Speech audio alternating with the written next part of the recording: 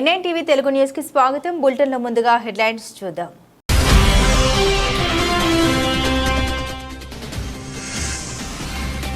బాలయోగి జయంతి సందర్భంగా గన్నికృష్ణ ఆధ్వర్యంలో నివాళులు. హాజరైన ఎమ్మెల్యేలు ఆదిరెడ్డి వాసు, గోరెంట్ల.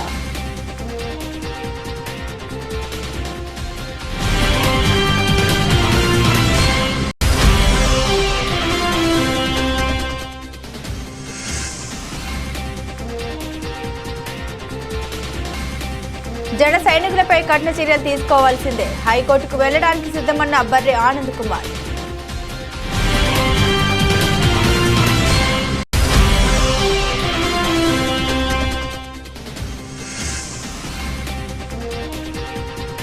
జగ్గంపేటకు చేరుకున్న దివ్యాంగుల ఉపకరణాలు.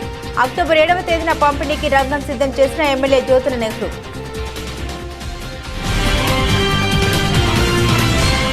ఇక వివరాల్లోకి వెళ్తే అట్టడుగు స్థాయి నుండి అత్యున్నత స్థాయికి ఎదిగిన బాలయోగి ప్రతినిత్యం ప్రజల జీవితాల్లో వెలుగులు నింపారని తెలుగుదేశం పార్టీ నాయకులు అన్నారు. దివంగత లోక్సభ స్పీకర్ జీఎంసీ బాలయోగి 73వ జయంతి సందర్భంగా తెలుగుదేశం పార్టీ రాష్ట్ర ప్రధాన కార్యదర్శి గన్నికృష్ణ ఆధ్వర్యంలో కంపాల చెరువు పార్కులో ఉన్న బాలయోగి కాంస్య విగ్రహం వద్ద కార్యక్రమం నిర్వహించారు. గన్నికృష్ణతో పాటుగా Rajamahendravaram city MLA Adireddy Vasu, rural MLA Gorantla Butchaiah Chowdary, మాజీ MLC Adireddy Apparao, AP urban infrastructure development corporation director Erra Venugopala Rayudu, రాష్ట్ర కార్యదర్శి కాశీ నవీన్ కుమార్, టీఎన్టీయూసీ రాష్ట్ర ప్రధాన కార్యదర్శి వర్రె శ్రీనివాసరావు, నగర అధ్యక్షుడు రెడ్డి మణి తదితరులు బాలయోగి విగ్రహానికి పూలమాల వేసి నివాళులర్పించారు. స్వర్గీయ బాలయోగి గారి యొక్క 73వ జయంతి వేడుకల్ని పెద్దలు మాజీ గుడా చైర్మన్ రాష్ట్ర ప్రధాన కార్యదర్శి తెలుగుదేశం గన్నికృష్ణ గారి యొక్క ఆధ్వర్యంలో జరుగుతూ ఉంది. ఒక్కటే, రాజకీయంగా ఎన్నాళ్ళు పదవుల్లో ఉన్నామా లేకపోతే ఎన్ని పదవులు చేసామన్నది కాదు, ఎన్నాళ్ళు ప్రజల యొక్క జీవితాల్లో వెలుగు తీసుకురాగలిగాం, ఎవరి గుండెల్లో స్థిరస్థాయిగా నిలబడ్డామన్నది చాలా ముఖ్యమైనది. ఈరోజు బాలయోగి గారిది జయంతి వర్ధంతి క్రమం తప్పకుండా రాజమహేంద్రవరంలో కృష్ణ గారి యొక్క ఆధ్వర్యంలో జరుగుతూ ఉందంటే ఆయన ఎంతలాగా ప్రభావితం చేశారన్నది మనం అందరూ గమనించాలి. నిస్వార్థంగా ఇలా చేయగలిగారంటే రాజకీయంలో కొన్ని ఉన్నతమైన ఆలోచనలతోటి ఆయన ముందుకెళ్లారన్న విషయం కూడా ఈ తరం వాళ్ళు గమనించాలి. మరి ముఖ్యంగా ఈ 73వ జయంతి చాలా ప్రాముఖ్యత ఉంది. ఒకటి, ఆయన తనయుడు అమలాపురం ఎంపీ అవ్వడం, మరొకటి కోటిపల్లి నరసాపురం ఏదైతే రైల్వే ట్రాక్ ఉందో దాన్ని కేంద్రం ఆమోదం తెలపడం, పనులు అతి దగ్గరలో ప్రారంభించడం అన్నది ఈ రెండు కూడా ఆయనకి మెక్కిలి ఇష్టమైన ఈ రెండు కూడా ఈ సంవత్సరం ఎన్డీఏ కూటమి వచ్చిందో జరగడం చాలా శుభ పరిణామం కింద భావిస్తా ఉన్నాం. స్వర్గీయ గంటి మోహన్ చంద్ర బాలయోగి గారు ఆయన ఒక నాయకుడు ఎలా వ్యవహరించాలి, కార్యకర్తల పట్ల ఎటువంటి దృక్పథం వహించాలి అనే దానికి ఒక నిదర్శనం. ఆయన జీవితం అంతా ఒక నిదర్శనం. ఎంతోమంది నాయకులు వస్తారు, ఎంతోమంది పోతుంటారు. ఈ భూమి మీద రాజు వచ్చారు, రాజ్యాలు పోయినాయి, అందరూ పోయారు. అయితే వాళ్ళు చేసిన మంచి పనులు, ఆయన చేసిన మంచి పనుల ద్వారా ప్రజలకు గుండెల్లో నిలిచిపోవడం అది ముఖ్యం. అది దానికి ప్రత్యక్ష ఉదాహరణ స్వర్గీయ బాలయోగి గారు. ఈ రోజున ఈ కంబాల చెరువు పార్కు ఇంత అభివృద్ధి చెందిందంటే దానికి స్ఫూర్తి కూడా ఆయనే ఇచ్చారు మాకు. మీకు ఆయన ఎస్సీ ఫిషర్మెన్ సొసైటీ చెరువులో జన సైనికులు దొంగతనం చేశారని, దాన్ని అడ్డుకుని పోలీసులకు ఫిర్యాదు చేయడంతో కేసు నమోదైందని, ఇప్పుడు చెరువులో విషం కలిసి పెద్ద కుట్రకు తెరతీశారని స్వతంత్ర జనతా పార్టీ రిపబ్లిక్ ఆంధ్రప్రదేశ్ రాష్ట్ర అధ్యక్షుడు బర్రె ఆనంద్ కుమార్ ఆందోళన వ్యక్తం చేశారు. బాధితులైన ఎస్సీ సొసైటీ సభ్యులకే తిరిగి నోటీసులు పంపుతూ అధికారులు వేధిస్తూ ఉన్నారని, ఎస్సీలకు ఉమ్మడి ఆస్తి సొసైటీ చెరువుల్ని వారికి లేకుండా చేయాలని కుట్ర పన్నుతున్నారని ఆరోపించారు. ది రాజమండ్రి ప్రెస్ క్లబ్ లో మంగళవారం జరిగిన మీడియా సమావేశంలో ఆయన ఫిషర్మెన్ సొసైటీ బాధితులతో కలిసి మాట్లాడారు. సంవత్సరాల క్రితం సహజంగా ఎస్సీలకు ఎక్కడ భూములు ఉండవాలి. గవర్నమెంట్ చేసిన సర్వేల ప్రకారంగా కూడా ఎక్కువ శాతం ఎస్సీలు అందరూ కూడా కూలి పని చేసుకునే జీవనాధారం చేసుకుని బతికేవారే తప్ప భూములు ఆస్తులు అనేవి ఎక్కడ ఉండవు. కాబట్టి వాళ్ళకి ఉమ్మడి ఆస్తిగా ఏదైనా ఉండాలి, వాళ్ళ జీవన పురోభివృద్ధికి ఏదైనా అవకాశాన్ని కల్పించాలి, ఆర్థిక పురోభివృద్ధి ఎదగడానికి అవకాశం కల్పించాలని చెప్పి దాదాపు 50-60 సంవత్సరాల క్రితం అప్పుడు దివంగత మంత్రివర్యులు కీర్తిశేస్త్రి బత్తుల సుబ్బారావు గారు ఫిషర్మెన్ సొసైటీలో ఆయన రిజిస్ట్రేషన్ చేయించి, అప్పుడు అందరూ నిరక్షరాస్యత రావడం వల్ల ఆయన రిజిస్ట్రేషన్ చేయించి ఆ గ్రామాల్లో ఉన్నటువంటి చెరువుల్ని ఈ ఫిషర్మెన్ సొసైటీలకు అనుసంధానం చేసి ఈ చెరువుల్లో వచ్చినటువంటి చేపలు అవన్నీ వచ్చినాయన్నీ కూడా దాని మీద వీళ్ళు జీవనాధారంగా చేసుకొని ఉమ్మడి ఆస్తిగా ఎస్సీలకు ఉమ్మడి ఆస్తిగా ఉంటుందని చెప్పి దాన్ని కల్పించడం జరిగింది. దాంట్లో నిబంధనల ప్రకారం ఫిషరీస్ డిపార్ట్మెంట్ నిబంధనల ప్రకారం 3 సంవత్సరాలకు ఒకసారి 5 సంవత్సరాలకు ఒకసారి లీజులు కట్టుకుంటా గవర్నమెంట్ చెల్లించవలసిన అన్ని కూడా చెల్లించుకుంటా ఆడిట్లు చేసుకుంటా సక్రమంగా నడిపించుకుంటా దాదాపు 50-60 సంవత్సరాల నుంచి కూడా వీళ్ళు అన్ని కరెక్ట్గా చేసుకుంటూ వస్తున్నారు. ఇప్పటి వరకు కూడా ఎస్సీలకు సంబంధించిన ఈ సొసైటీ చెరువుల మీద వీటి మీద ఎవరో అంతగా పడలేదు. లాస్ట్ గవర్నమెంట్ దగ్గరికి వచ్చేసరికి పంచాయతీల పేరు అడ్డెట్టి కొన్ని చెరువులను దూరం చేశారు. ఇప్పుడు ఈ గవర్నమెంట్ వచ్చేసరికి కొంతమంది వ్యక్తులు ఎలా మొదలెట్టారంటే ఈ చెరువులను అన్నట్లే కూడా ఎస్సీల దగ్గర నుంచి లేకుండా చేద్దాం అంటే ఎప్పుడు చూసినా కూడా కూలి పనులు చేసుకుని నడుపుకుంటా పోవాలి తప్ప ఆర్థికంగా ఎదగడానికి ఏమాత్రం అవకాశాలు ఉన్నా కూడా అవకాశాలు ఉండకుండా చేద్దామని ఆలోచించే కొంతమంది కులబాదులు కలిసి ఏం చేశారంటే ఈ చెరువుల లోపల చేపలు ఎక్కడి నుంచో బయట నుంచి తీసుకొచ్చి ఆ చేపలను అక్కడ వేసి దాన్ని పెంచుకొని గవర్నమెంట్కి లీజులు కట్టుకొని అంతా చేసేదేమో సొసైటీ సభ్యులు చేస్తున్నారు.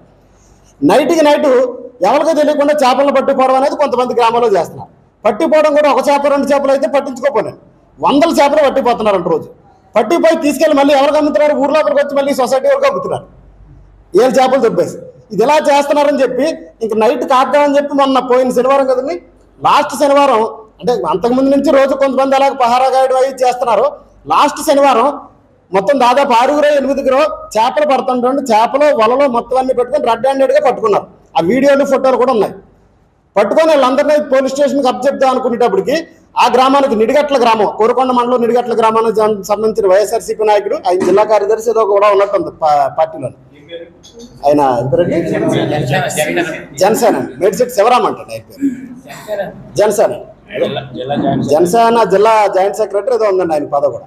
ఈ నాయకులు వచ్చారు అక్కడికి. వస్తే నిజానికి ఏం చెప్పాలి, రాజకీయ పార్టీ నాయకులు అనుకున్నాడు ఏదో తప్పు అయిపోయింది, దొంగతనం చేశారు కుర్రలేదో, ఇంకోసారి అలా జరగనకుండా మందలించి అక్కడి నుంచి పంపించేస్తే వీళ్ళు కూడా అంగీకరించారు. అక్కడికి వచ్చి ఇష్టానుసారంగా రాత్రులు పట్టడం కాదు పొగలో పోలవరం ప్రాజెక్టు ద్రోహి చంద్రబాబు నాయుడు అని మాజీ ఎంపీ వైఎస్ఆర్సీపీ రాష్ట్ర అధికార ప్రతినిధి మార్గాని భరత్రామ్ అన్నారు. మంగళవారం రాజమహేంద్రవరం మార్గాని స్టేట్లో ఏర్పాటు చేసిన విలేకరుల సమావేశంలో ఆయన మాట్లాడారు. పోలవరం నేటి దుస్థితికి కారణం చంద్రబాబు నాయుడు అని అన్నారు. పోలవరం ప్రాజెక్టు నిర్వీర్యం చేయడంతో తెలుగు ప్రజలకు ద్రోహం చేశారని తెలిపారు. ఏ రకంగా దెబ్బతీస్తా ఉన్నాడనేది అర్థమవుతుంది. సాక్షాత్తు మాజీ ముఖ్యమంత్రి వర్యులు జగన్మోహన్ రెడ్డి గారు ఏదైతే పేర్కొన్నారో అవన్నీ కూడా సుప్రీంకోర్టు న్యాయవాదులు, సుప్రీంకోర్టు జస్టిస్లు కూడా అవే అంశాల గురించి కూడా పేర్కొన్నారు. ప్రధానంగా సెకండ్ ఒపీనియన్ అందరికీ తెలిసిందే అండి. ఇది ఎవరైనా ఎవరు రాజకీయం చేస్తున్నారు, ఎవరు వాస్తవాలు మాట్లాడుతున్నారు, సో ఖచ్చితంగా అంతిమంగా సత్యమే గెలుస్తుంది. సత్యమేవ జయతే, ఖచ్చితంగా గెలుస్తుంది. ఇది ఎలాగా 3వ తారీఖున సుప్రీంకోర్టుది ఇంకొక హియరింగ్ ఉంది కాబట్టి ఖచ్చితంగా ఆ రోజు వచ్చిన తర్వాత మనం ఈ అంశాల గురించి పూర్తిగా మాట్లాడతాము. రెండోది, హై కాన్స్టిట్యూషనల్ పవర్స్లో ఉన్న వ్యక్తి ఇట్లా మాట్లాడితే ఏదైతే స్పెషల్ ఇన్వెస్టిగేషన్ టీం ఏదైతే మీరు వేశారో దానికి ప్రభావితం లోనవుతారనేది కామన్.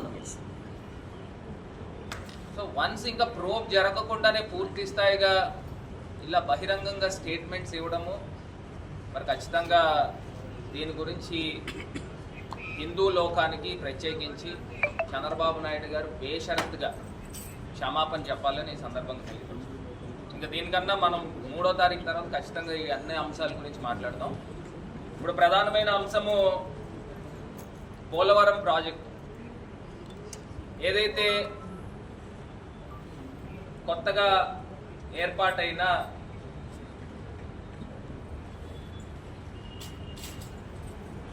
ఎక్స్పర్ట్స్ కమిటీ,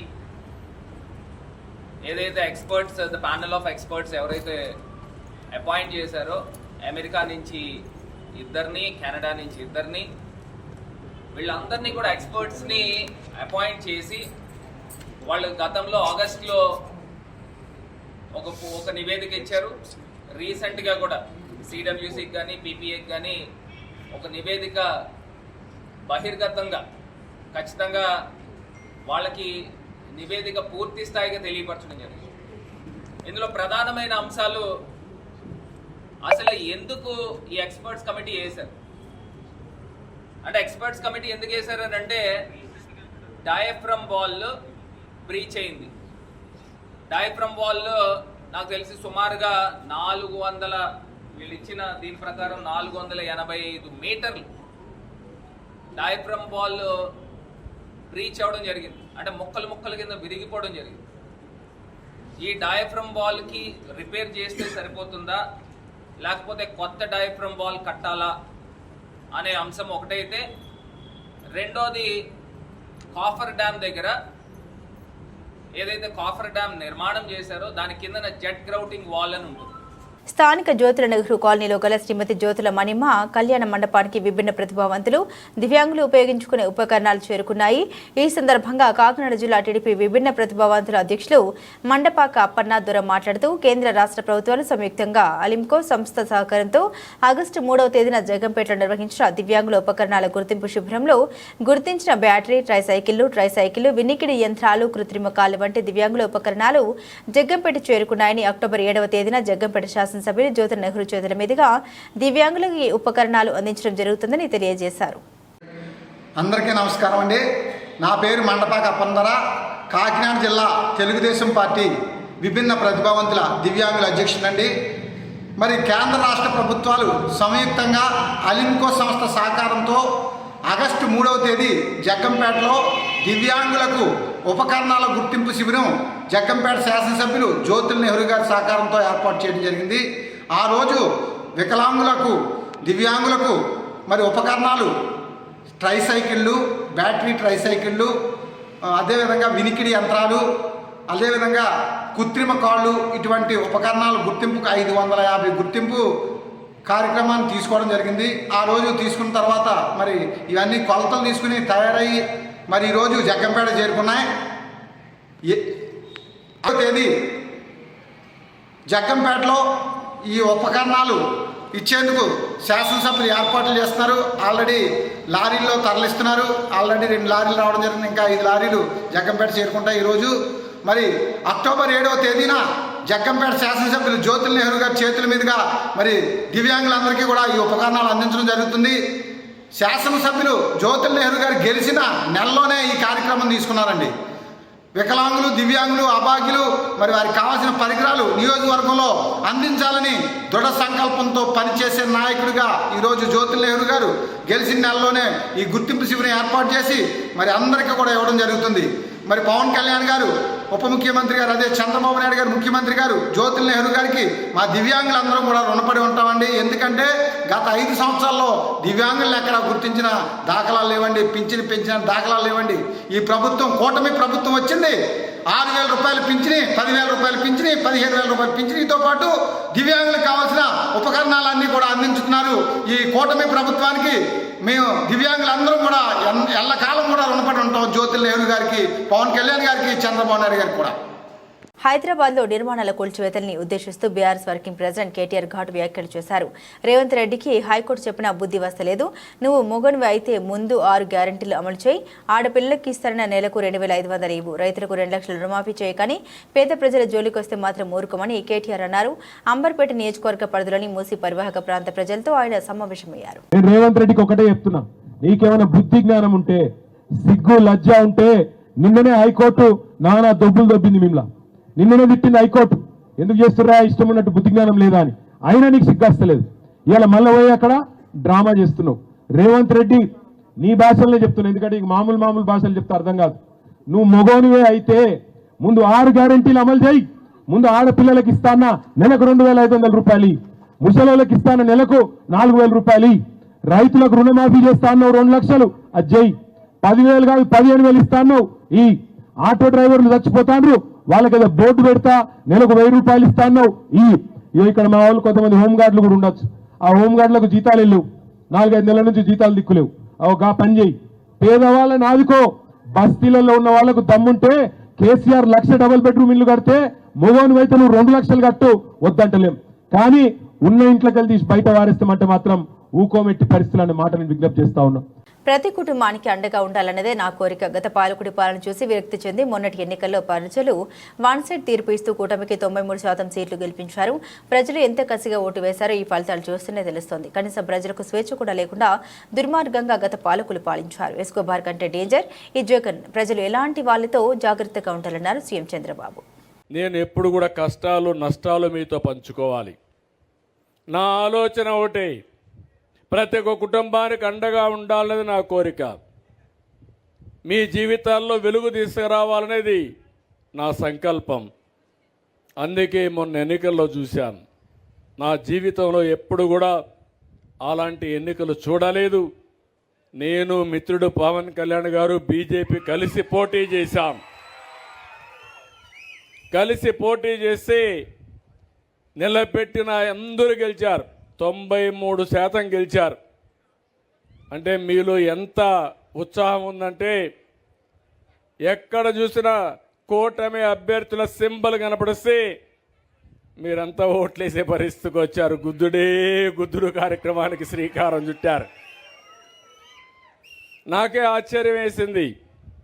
మన నాయకుడు ఎన్టీ రామారావు గారు ఉన్నప్పుడు 94లో రాలేదు, 83లో రాలేదు, 2024లో వచ్చిందంటే మీలో ఉండే చైతన్యం, మీరు పడిన కష్టాలు. ఇప్పుడు నవ్వుతున్నారు. 5 ఏళ్ళు మీ ముఖంలో నవ్వు కూడా చూడలేదు నేను. మాకు ఆ ఇబ్బందులే. పాపం శ్యాంబాబు ఇక్కడ రావాలంటే భయపడేవాడు. అంటే అంత దుర్మార్గంగా రాజకీయం జరిగింది. అవునా కాదా అని మిమ్మల్ని అడుగుతున్నా. హత్యా రాజకీయాలు, పోలీసుల వేధింపులు, ఎవరైనా స్వేచ్ఛగా మాట్లాడే స్వేచ్ఛ లేకుండా ప్రజాస్వామ్యాన్ని అపహాస్యం చేసి గ్రామాల్లో ఎక్కడ కూడా లా అండ్ ఆర్డర్ లేకుండా చేసే పరిస్థితికి వచ్చారు. నేను 4వ ముఖ్యమంత్రి పదవి నాకు కొత్త కాదు. 95లోనే సమైక్య ఆంధ్రప్రదేశ్లో ముఖ్యమంత్రిగా ఉన్నాను. ఇప్పుడు చూస్తూ ఉంటే మొన్న అదే అన్నాను, కుర్రాళ్ళు అరుస్తున్నారు 95 CBN అని. అదే చూపించాలనుకుంటున్నా ఇప్పుడు. ఆ రోజు నేను పరిగెత్తా, అధికార యంత్రాంగాన్ని పరిగెత్తించాను. ప్రజలకు కూడా ఒక విజన్ ఇచ్చాను. నేను అనుకున్నవన్నీ కూడా జయప్రదం చేశాం. కష్టాలు ఉంటాయి, ఇబ్బందులు ఉంటాయి. కానీ ఈరోజు మీరందరూ గుర్తుపెట్టుకోవాల్సింది, ఇబ్బందుల్లో కూడా, కష్టాల్లో కూడా, సంక్షోభంలో కూడా మనం కొంత ఆలోచన చేసి బయటపడే పరిస్థితి రావాలి. మొన్నే మీరు చూస్తే నేను ముఖ్యమంత్రి అయితే నేను అనుకున్న డబ్బులుంటాయని. చిల్లి గవ్వలేదు ఎక్కడ, మొత్తం దోచుకొని వెళ్ళిపోయాడు. జలగా మొన్నటి వరకు ముఖ్యమంత్రిగా ఉన్న వ్యక్తి. నేను అందుకే ఆయన ఒక మాట అన్నాను, ఎస్కోబార్ అన్నాను. ఎస్కోబార్ అంటే కొలంబోలో పెద్ద స్మగ్లర్. మామూలు స్మగ్లర్ కాదు. ఏంటి స్మగ్లర్ అంటే మామూలు కాదు, డ్రగ్ స్మగ్లర్. మందు పదార్థాలను అమెరికాకు స్మగిల్ చేసేవాడు. ఎవరైనా మాట్లాడితే వివేకానంద రెడ్డి మారికి ఎగిరిపోయేవాళ్ళు. అలాంటివన్నీ చేసేవాడు. అలాంటి వ్యక్తే ఇతను. నేను చాలామంది నా జీవితంలో రాజకీయాలు చూశాను, కానీ ఇలాంటి వ్యక్తిని ఎప్పుడు నేను చూడలేదు. మీరే కాదు, నేను కూడా అనుభవించాను. అంటే సొంత బాబాయినే లెక్క పెట్టుకోకపోతే మిమ్మల్ని నన్ను లెక్క పెట్టుకుంటాడా అని మిమ్మల్ని అడుగుతున్నా. నంద్యాల ప్రభుత్వ వైన్ షాప్లో పనిచేస్తున్న సిబ్బంది గడువు నిన్నటితో ముగియడంతో వారి ఉద్యోగాలకు భద్రత లేదని ప్రభుత్వ వైన్ షాప్లో బంద్ చేశారు. 5 సంవత్సరాల నుండి ప్రభుత్వ వైన్ షాపులో పనిచేస్తున్నామని, ఈరోజు మా ఉద్యోగాలు లేవంటూ ఇతరులు రావడం జరిగిందని, ఇప్పుడు ఉన్న పలంగా తీసేస్తే ఏంటి, ఖచ్చితంగా ప్రభుత్వ వైన్ షాప్ సిబ్బంది మొత్తం షాపులన్నీ బంద్ చేయడం జరిగింది. కానీ అధికారులు వైన్ షాపులను తెరిచి రంగంలోకి దిగిన పోలీసు ఎక్సైజ్ అధికారులు కానీ మా సమస్య పరిష్కరించకుండా వైన్ షాప్కు తెలిసి మద్యం ఎలా అమ్ముతారంటూ అధికారులు ఒకసారిగా పట్టణంలో వైన్ షాపులు బంధించడంతో ప్రజలు నానా పడుతున్నారు. రేపు గాంధీ జయంతి సందర్భంగా బంద్ కావడంతో ఈరోజు బంద్ కావడంతో మందుబాబులు అవస్థలు పడుతున్నారు. మా సమస్య పరిష్కారం అయ్యేది వరకు ప్రభుత్వ వైన్ షాపులను తెరిచే ప్రసక్తి లేదంటూ తెలపడంతో అధికారులు వారి పిలిపించుకొని చర్చలు కొనసాగించారు. అయినా వారు మాత్రం వెనక్కి తగ్గలేదు.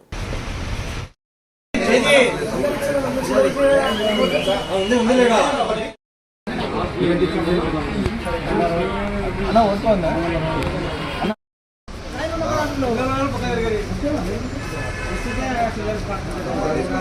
అంతే నాకు ఎంత చేయాలంగా 10 రూపాయలు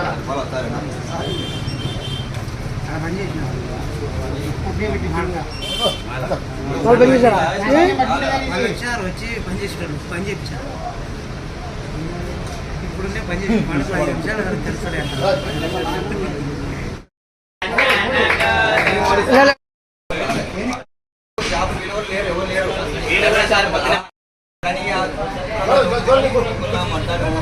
నంద్యాల జిల్లాలో కొత్తగా ఏర్పాటైన రెడ్ క్రాస్ సంస్థను బలోపేతం చేయడం మనందరి బాధ్యత అని ఈ జిల్లా కలెక్టర్ రెడ్ క్రాస్ సంస్థ ప్రెసిడెంట్ రాజకుమారి ఘని అన్నారు.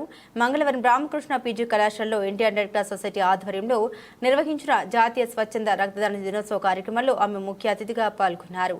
జ్యోతి ప్రజ్వలన అనంతరం రెడ్ క్రాస్ వ్యవస్థాపకులు హెన్రీ డ్యూనంట్ గారి చిత్రపటానికి పూలమాల వేసి నివాళులర్పించారు. రెడ్ క్రాస్ జిల్లా చైర్మన్ దస్తగిరి పర్ల, శ్రీ రామకృష్ణ విద్యా సంస్థల చైర్మన్ డాక్టర్ జి రామకృష్ణారెడ్డి తదితరులు ఈ కార్యక్రమంలో పాల్గొన్నారు. ఈ సందర్భంగా జిల్లా కలెక్టర్ జి రాజకుమారి మాట్లాడారు. రెడ్ క్రాస్ సంస్థను బలోపేతం చేయడం ప్రతి ఒక్కరి బాధ్యత అని అన్నారు.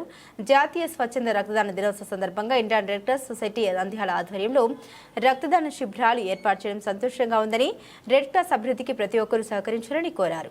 జిల్లాలో రెడ్ క్రాస్ ఆధ్వర్యంలో జరుగుతున్న సేవలను ఆమె కొనియాడారు. శ్రీ రామకృష్ణ విద్యా సంస్థల 60 మంది విద్యార్థులు రక్తదానం చేయడం అందరికీ స్ఫూర్తిదాయకం కావాలన్నారు. It's my honor and privilege hostilities or engage in political, religious or ideological. Adayas here provides relief in times of disasters and emergencies for vulnerable people and communities. Blood, often referred to as lifeline of the humanity, plays a crucial role in saving countless lives.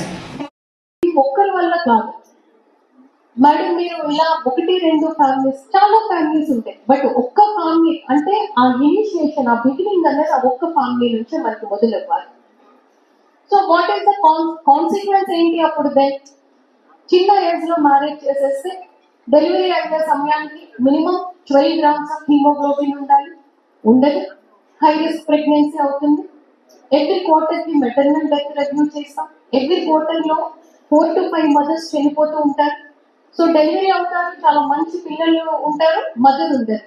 ఒక తల్లి లేకపోతే పిల్లల పరిస్థితి ఆలోచించండి.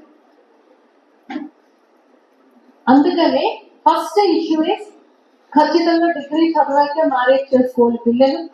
Second, both mental stamina and physical stamina బాగా ఉన్న తర్వాతనే పిల్లల గురించి ఆలోచిస్తే ఆ పిల్లలు కూడా ఆరోగ్యవంతంగా ఉంటారు, సమాజానికి ఒక ఆరోగ్యవంతమైన బిడ్డలు ఇచ్చిన వాళ్ళు అవుతారు.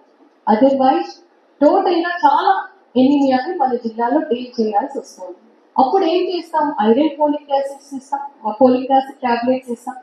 లేదు స్టిల్ హీమోగ్లోబిన్ పర్సెంటేజ్ పెరిగిపోతే ఐరన్ సుక్రోజ్ సొల్యూషన్ ఉంటుంది అండ్ బ్లడ్ కూడా ఎక్కిస్తూ ఉంటారు. సో ఎవరికి బ్లడ్ అవసరం అవుతుంది?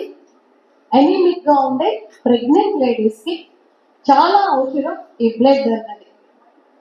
వాళ్ళ గురించి అంటే ఒక మంచి తల్లి, ఒక మంచి బిడ్డ ఉండడానికి మనం సపోర్ట్ ఇస్తున్నాము అన్న విషయాన్ని దయచేసి గుర్తుపెట్టుకోండి. ఇది చెప్పడానికి నేను మీకు చెప్పాను ఈ విషయాన్ని. కార్యక్రమాన్ని ఇక్కడ ఏర్పాటు చేసినందుకు దస్తగిరి గారికి ధన్యవాదాలు తెలియజేస్తూ, అలాగే మేడం గారు కూడా ఈ కార్యక్రమాలకి అటెండ్ అయ్యి ఎంకరేజ్ చేస్తున్నందుకు మేడం గారికి కూడా ప్రత్యేకంగా ధన్యవాదాలు తెలియజేస్తున్నాం. రామకృష్ణ డిగ్రీ కళాశాల మొదటి నుంచి కూడా రక్తదాన శిబిరాల్లో ముందుంటుంది. రక్తదాన శిబిరాల కంటే కూడా గవర్నమెంట్ హాస్పిటల్లో ఇప్పుడు బ్లడ్ తక్కువ అయితే అప్పుడు వాళ్ళు మాకు చెప్పడం జరుగుతూ ఉంటుంది. వెంటనే మేము బ్లడ్ డొనేషన్ క్యాంప్ను ఒకటి ఏర్పాటు చేసి అకేషన్తో సంబంధం లేకుండా పిల్లలు బ్లడ్ డొనేట్ చేస్తూ వస్తున్నారు. అలాగే మేము కళాశాల తరఫున ఒక బ్లైండ్ స్కూల్ని అడాప్ట్ చేసుకుని building rent plus teachers salaries, తర్వాత పిల్లల యొక్క భోజనాలు, ఎవ్రీథింగ్ మేము 30 మెంబర్స్ అడాప్ట్ చేసుకొని 5 years వాళ్ళకి గ్రాంట్ ఇవ్వడం జరిగింది కళాశాల తరఫున. ఇప్పుడు అది గ్రాంటెడ్ కింద అడ్మిట్ అయ్యి సెంట్రల్ గవర్నమెంట్ గ్రాంటెడ్ కింద అడ్మిట్ అయ్యి అది రన్ అవుతున్న విషయాన్ని మీకు తెలియజేస్తున్నాను మేడం. అలాగే ఎవ్రీ మంత్ ఒక 50 స్టూడెంట్స్కి, ఎయిడ్స్ ఎఫెక్టెడ్ చిల్డ్రన్కి న్యూట్రిషన్ ఫుడ్ని ఎవ్రీ మంత్ వాళ్ళకి 50 మెంబర్స్కి 25,000 రూపీస్ చొప్పున కాంట్రిబ్యూట్ చేస్తూ కళాశాల తరఫున ప్రోగ్రామ్ని కూడా వాటి అర్థం చేస్తాం.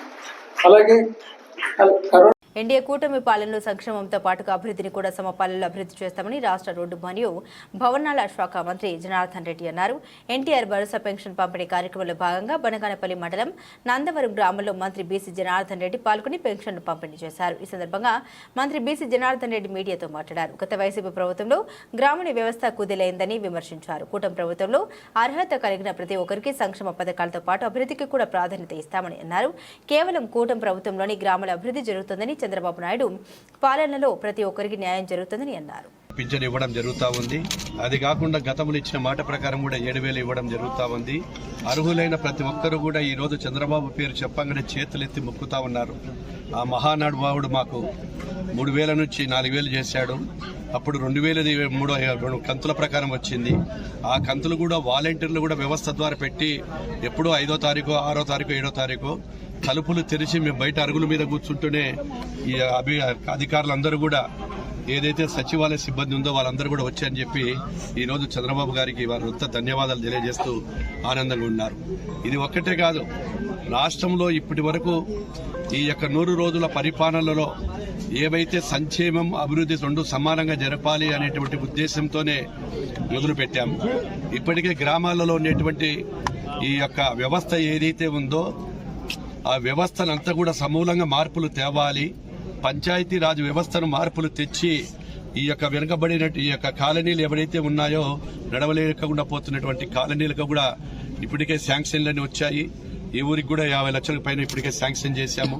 అవి కూడా దశల వారీగా ఏదైతే నివాసవంతం ఎక్కువగా ఉన్న ప్రాంతంలో ఆ ప్రాంతాల్లోకి వెళ్లి సర్వే చేసి అక్కడ రోడ్లను కూడా భర్తీ చేస్తాము. అదేవిధంగా కాలువలు కానీ ఇంకా ఏవైనా నీటి సమస్యను కూడా ఇంటింటికి కొలాయి అనేది కూడా మా మేనిఫెస్టోలో ఉంది. ఈరోజు వాళ్ళు అంటున్నారు 100 రోజులు కాని తోలికే 6 మేనిఫెస్టోలో ఉండేటువంటి 6 ఐటమ్స్ ఏమైనాయి అని, సూపర్ 6 ఏమైంది అడుగుతున్నారు. మీ జీవితంలో నిజాయితీగా ఎప్పుడన్నా పనిచేశారా? ఈ రోజు సంక్షేమం ఆ రోజు 7,000 రూపాయలు ఇస్తామన్నాము, ఒక నెల బోనస్ ఇచ్చాము. మళ్ళా ప్రతి నెల ఆర్థికంగా గత ప్రభుత్వం చేసిన పాపాలకు ఈ రోజు ఎక్కడ చూసినా మాకు ఇబ్బందులు ఎదురవుతా ఉన్నాయి. వారు చేసిన పాపాలన్నింటినీ కూడా మేము కడుక్కుంటా ఉన్నాం. అభివృద్ధిని, సంక్షేమాన్ని తీసుకెళ్తూ ఈ రోజు ముందుకు నడుపుతా ఉన్నాం.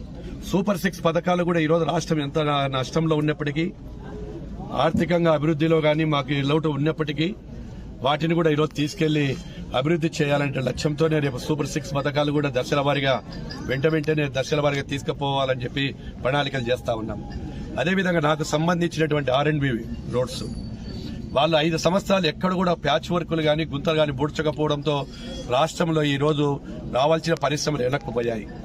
ఈ రోజు మేము హామీ ఇచ్చిన తర్వాత ప్రభుత్వంలో ఏవైతే పరిశ్రమల యజమానులు క్యూ కడతా ఉన్నారు పోటాపోటీగా, మేము పరిశ్రమలు స్థాపిస్తాం, మాకందరికీ అవకాశం కల్పించమని చెప్పినప్పుడు మేము మొన్న విశాఖపట్నంలో కూడా మీటింగ్ పెట్టడం అంది. నేను నా గౌరవనీయులు నారా లోకేష్ బాబు గారు ఏదైతే పెట్టారో ఇన్వెస్ట్మెంట్స్ అందరూ కూడా ఇన్ఫ్రాస్ట్రక్చర్స్ అందరూ వాళ్ళు సింగిల్ మ్యాన్ విండో కింద 20 కిందనే సింగిల్ విండో కిందనే ఇప్పుడు పరిశ్రమలకు అన్నిటికీ కూడా అనుమతులు ఇవ్వబోతున్నాం. బులెటిన్ ముగించే ముందు హెడ్లైన్స్ మరోసారి.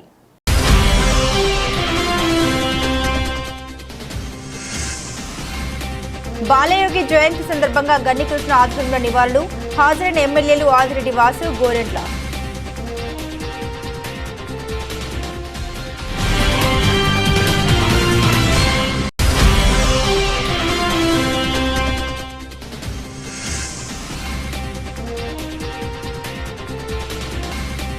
జన సైనికులపై కఠిన చర్యలు తీసుకోవాల్సిందే, హైకోర్టుకు వెళ్లడానికి సిద్ధమన్న బర్రె ఆనంద్ కుమార్.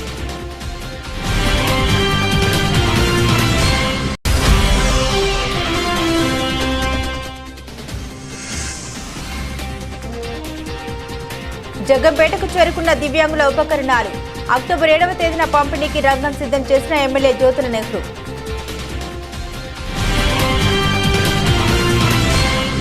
ఇవి బులెటిన్లోని విశేషాలు. తిరిగి మరో బులెటిన్తో మళ్ళీ కలుసుకుందాం. అంతవరకు సెలవు, నమస్కారం.